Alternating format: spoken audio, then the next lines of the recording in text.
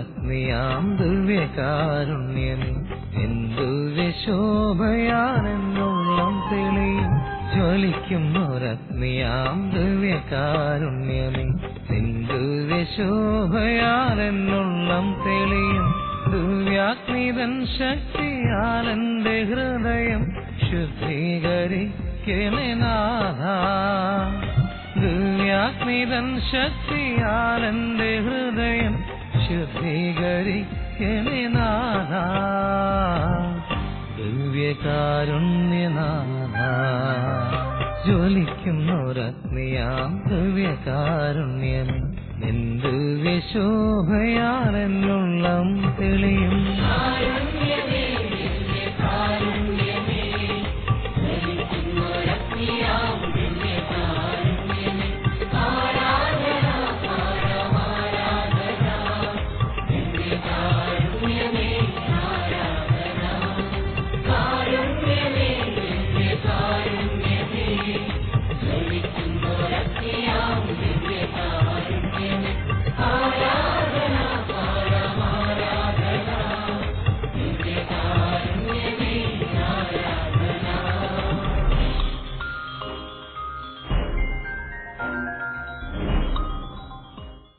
പിതാവിന്റെയും പുത്രന്റെയും പരിശുദ്ധാത്മാവിന്റെയും നാമത്തിൽ ആമേൻ. ദിവ്യകാരുണ്യേശോയിൽ ഏറ്റവും സ്നേഹമുള്ളവരെ, ക്രൈസ്തവ ജീവിതത്തിൽ നിന്ന് മാത്രമല്ല, ലോകത്തിലെ ഏത് മനുഷ്യനും ഉപേക്ഷിക്കാൻ പറ്റാത്ത കാര്യമാണ് പ്രാർത്ഥന. പ്രാർത്ഥനയ്ക്ക് മാതൃക ഈശോ മിശിഹായാണ്. നോമ്പ് കാലത്ത് നമ്മൾ പലതും ഉപേക്ഷിച്ചു പോകുമ്പോൾ നമ്മൾ കൂടുതൽ രൂപപ്പെടുത്തിയെടുക്കേണ്ട, വളർത്തിയെടുക്കേണ്ട, സമയം കണ്ടെത്തേണ്ട ഏറ്റവും വലിയ മേഖലയാണ് പ്രാർത്ഥനയുടെ മേഖല. സാധാരണ കാലങ്ങളിൽ നമ്മൾ 2-3 മണിക്കൂർ പ്രാർത്ഥിക്കുമെങ്കിൽ അതിന്റെ ഇരട്ടി സമയമെങ്കിലും പ്രാർത്ഥനയ്ക്കായി മാറ്റിവെച്ചാൽ അത് ജീവിതത്തിന്റെ ചിന്തിക്കാനാകാത്ത വിജയം പ്രദാനം ചെയ്യുന്ന ഘടകമായി മാറും. ദൈവമായ ഈശോ തന്റെ എല്ലാ പ്രധാന പ്രവർത്തനങ്ങൾക്കും മുമ്പ് പ്രാർത്ഥിക്കുക മാത്രമല്ല, ദിനരാത്രങ്ങളോളം ദൈവപിതാവിന്റെ അടുത്തിരുന്ന് സംസാരിക്കുകയായിരുന്നു. അപ്പസ്തോലന്മാരെ തെരഞ്ഞെടുക്കുന്നതിന് മുൻപും തന്റെ പീഡാസഹന മരണ ഉത്ഥാനങ്ങൾ ആ മഹത്വീകരണം പ്രാപിക്കുന്നതിന് മുൻപും അവൻ ദിനരാത്രങ്ങൾ പ്രാർത്ഥനയിൽ ചെലവഴിച്ചു.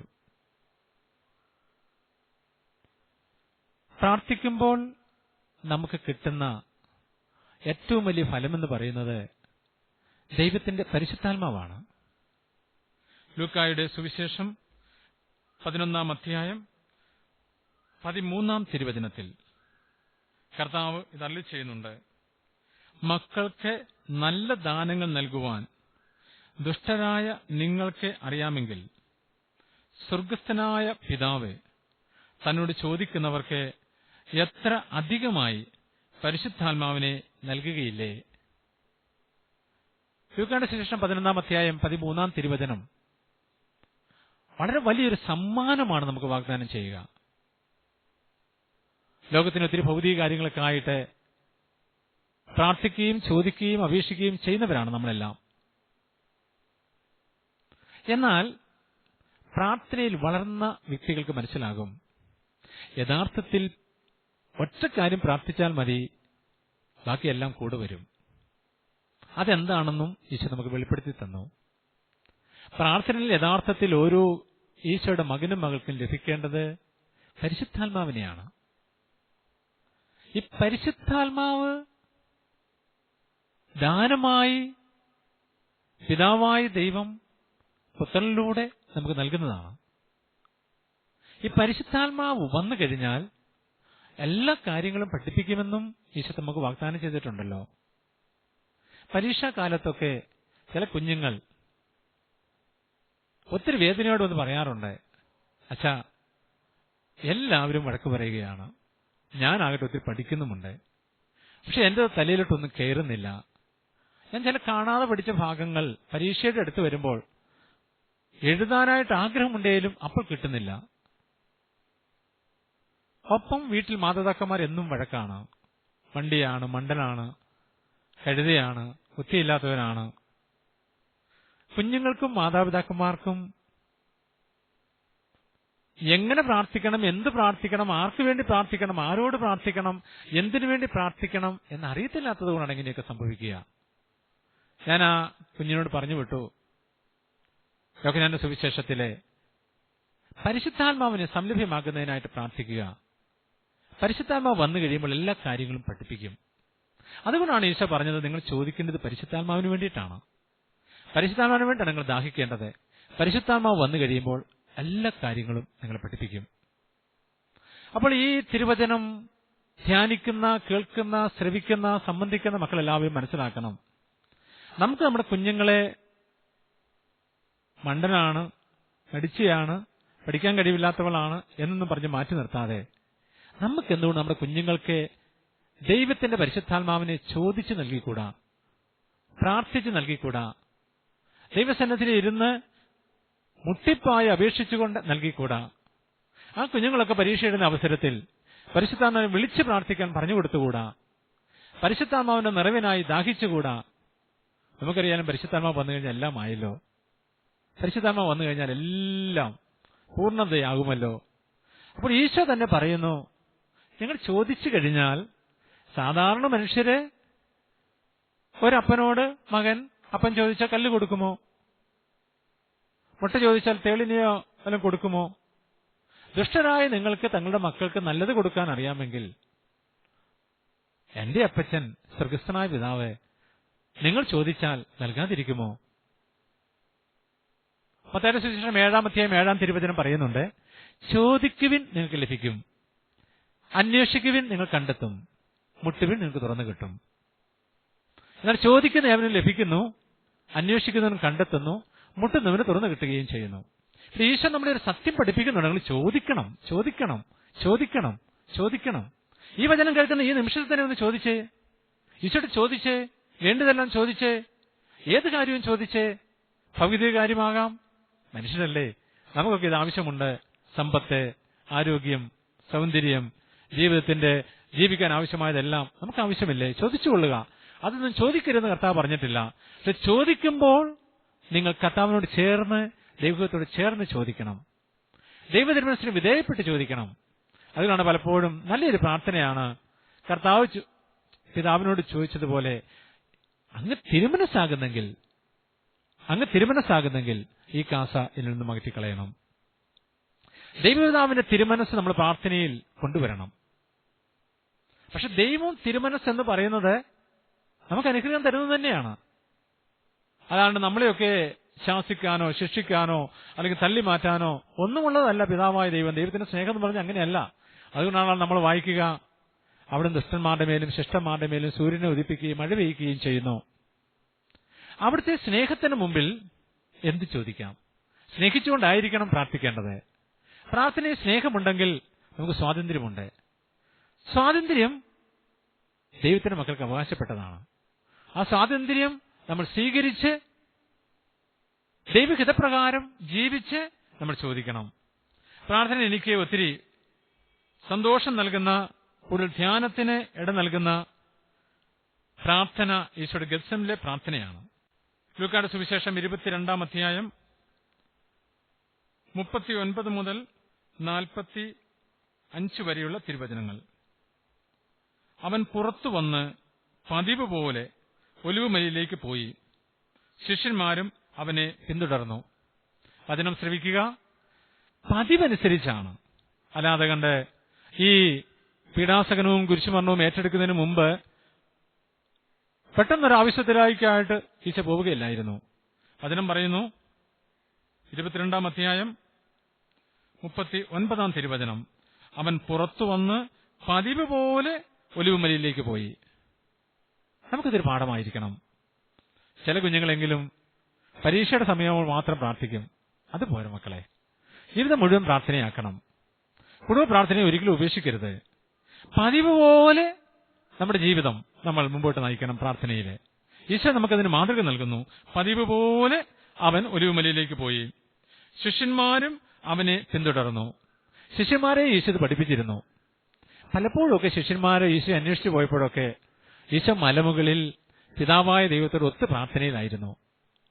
അത് ശിഷ്യന്മാർ കണ്ടിട്ടുണ്ട്. അത് പിന്നീട് അവർക്ക് മാതൃകയായിട്ടുമുണ്ട്. അവിടെ എത്തിയപ്പോൾ അവൻ അവരോട് പറഞ്ഞു, നിങ്ങൾ പരീക്ഷയിൽ ഉൾപ്പെടാതിരിക്കുവാൻ പ്രാർത്ഥിക്കുവിൻ. അവൻ അവരിൽ നിന്നും ഒരു കല്ലേറ് ദൂരം മാറി വീണ് പ്രാർത്ഥിച്ചു. രണ്ട് കാര്യങ്ങൾ നമ്മൾ ശ്രദ്ധിക്കണം പ്രാർത്ഥനയിൽ. അവൻ അവിടെ എത്തിയപ്പോൾ അവൻ അവരോട് പറഞ്ഞു, നിങ്ങൾ പരീക്ഷയിൽ ഉൾപ്പെടാതിരിക്കുവാൻ പ്രാർത്ഥിക്കുവിൻ.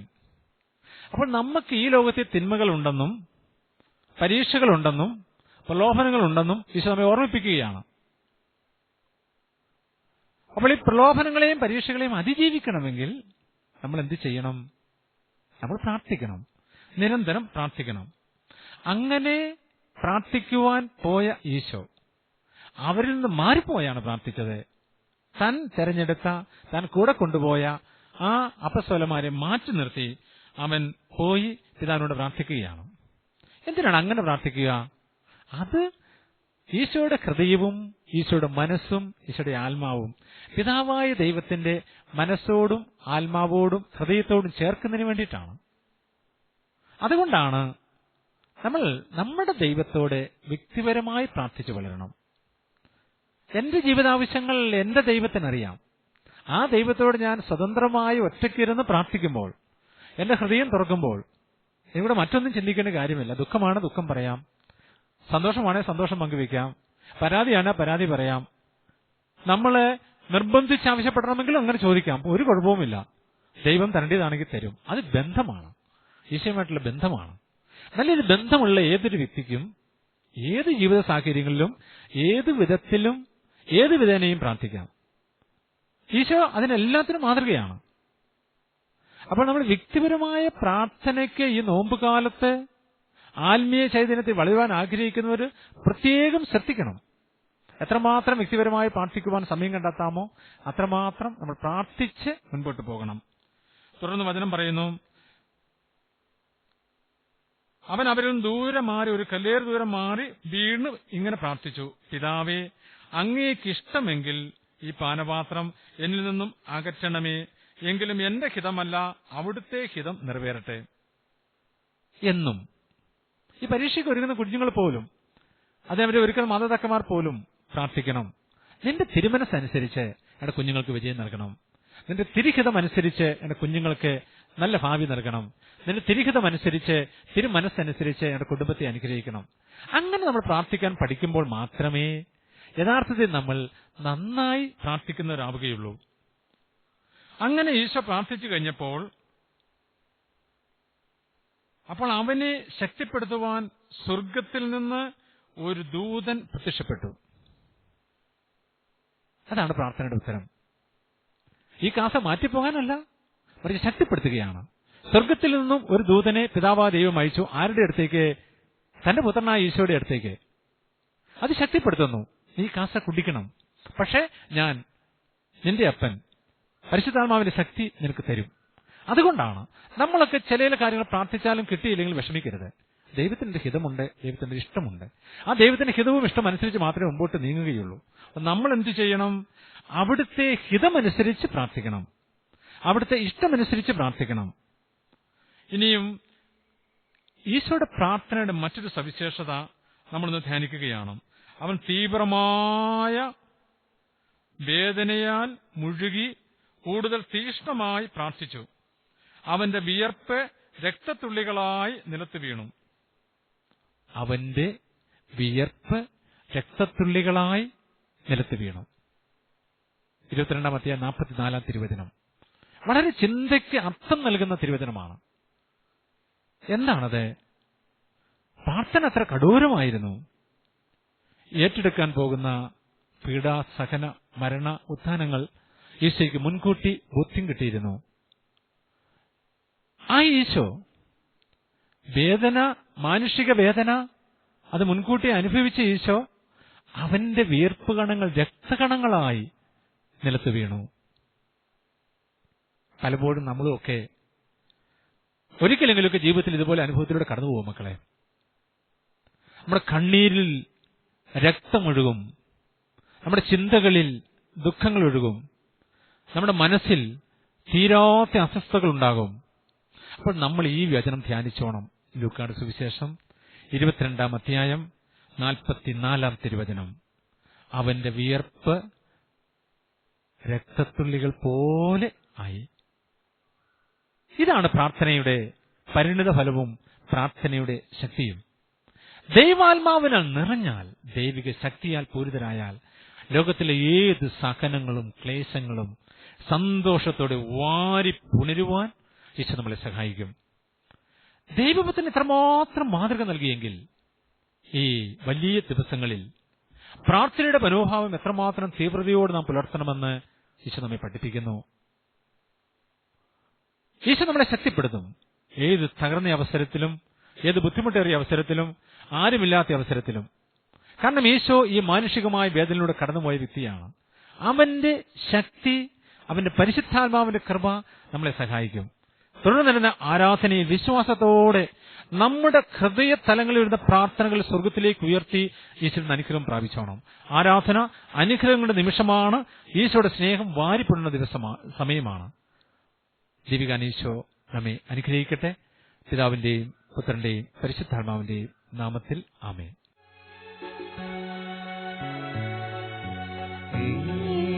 വിളക്കിൻ നടുവിൽ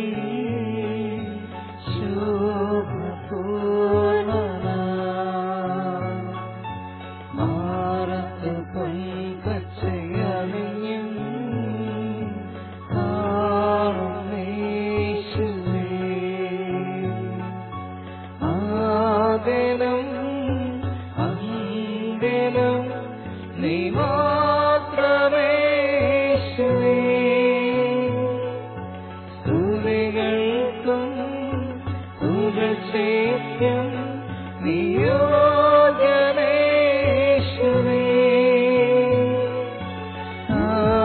ആരാധന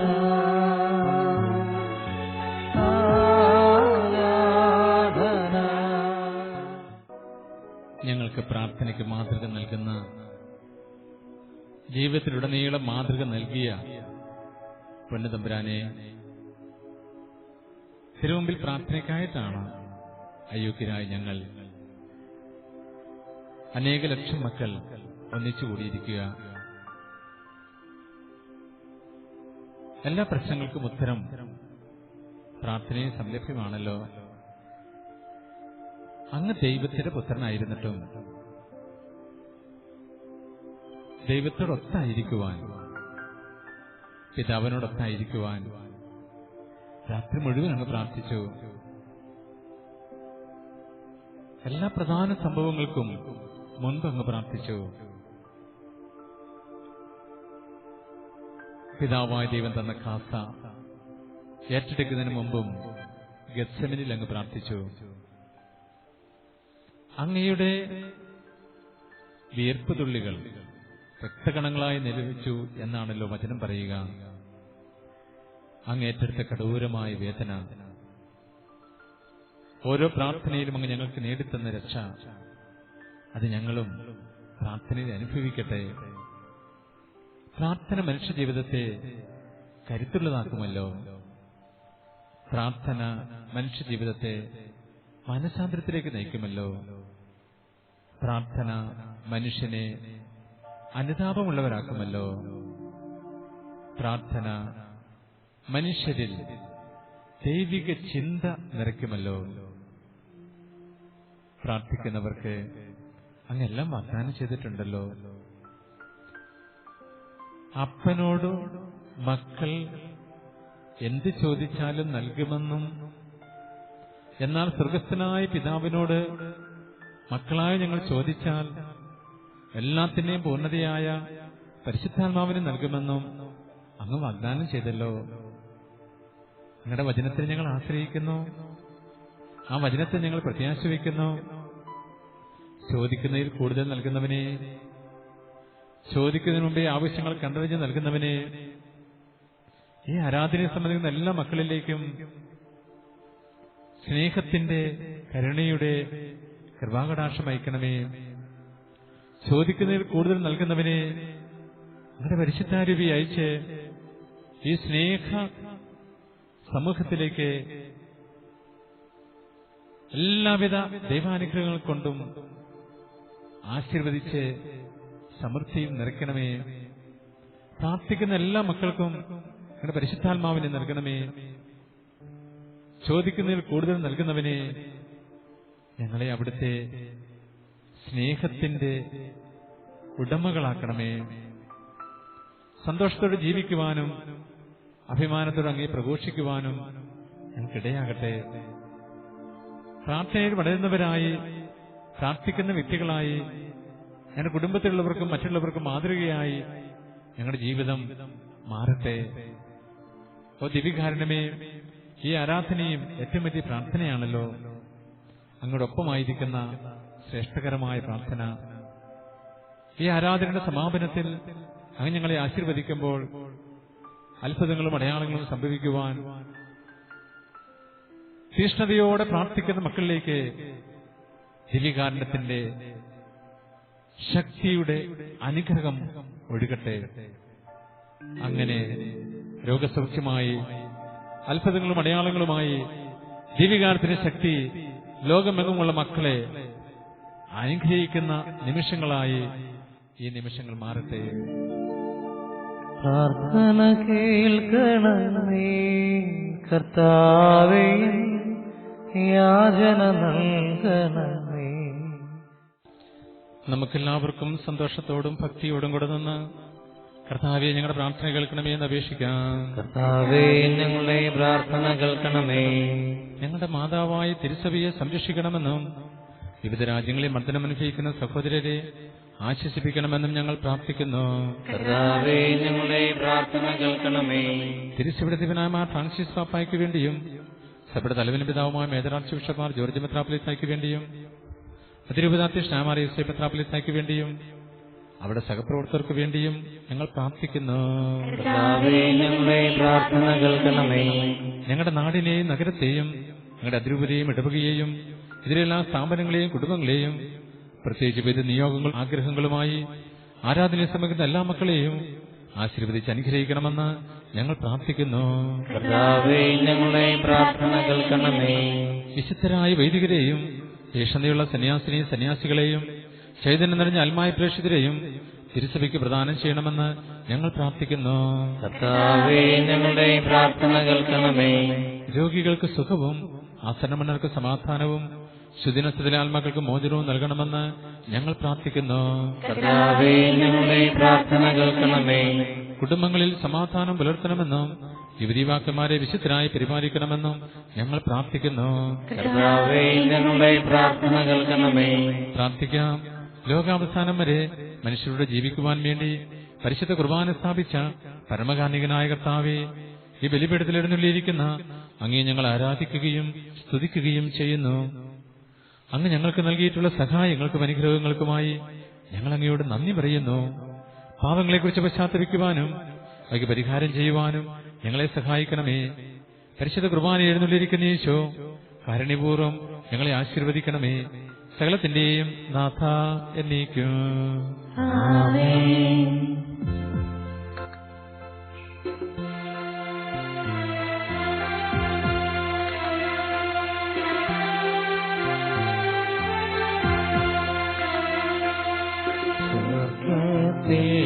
നിന്നാഗതമാ ജീവൻ നൽകുമൊരപ്പം നീ ഭക്തിനുമുക്തി പകർന്നരുളും നിത്യമഹോന്നതമം നീ നിത്യമഹോന്നതമം നീ മാനവരേ മോദമോടെ നാഥനെ വാഴ്ത്തി പാടിടുവിൻ ദൈവത്തിൻ പരിപാവനമാ സന്നിധി ചേർന്നു വണങ്ങിടുവിൻ വണങ്ങിടുവിൻ. സ്വർഗത്തിൽ നിന്നാഗതമാ ജീവൻ നൽകുമൊരപ്പം നീ, മറ്റിനു മുക്തി പകർന്നരുളും നിത്യമഹോന്നതമപ്പം നീ, നിത്യമഹോന്നതമപ്പം നീ.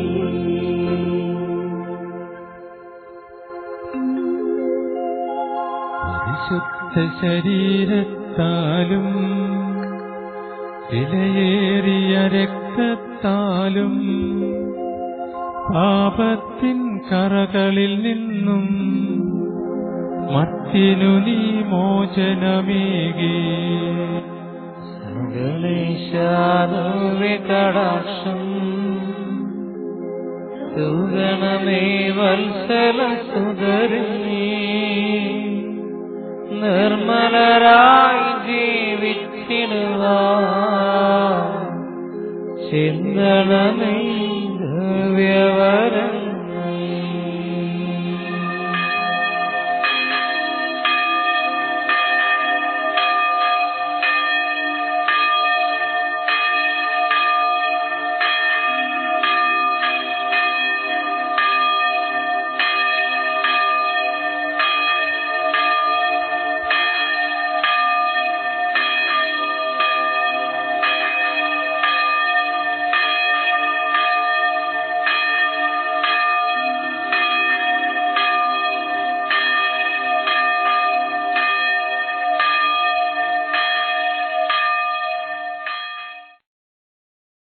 സ്വർഗീയ പാതയമായ നഗരായി തിരുവോക്തിയായി വന്നു നീ. സ്വർഗീയ പാതയമായ നഗരായി തിരുവോക്തിയായി വന്നു നീ. നിരന്തരമെന്റെ ഹൃദയ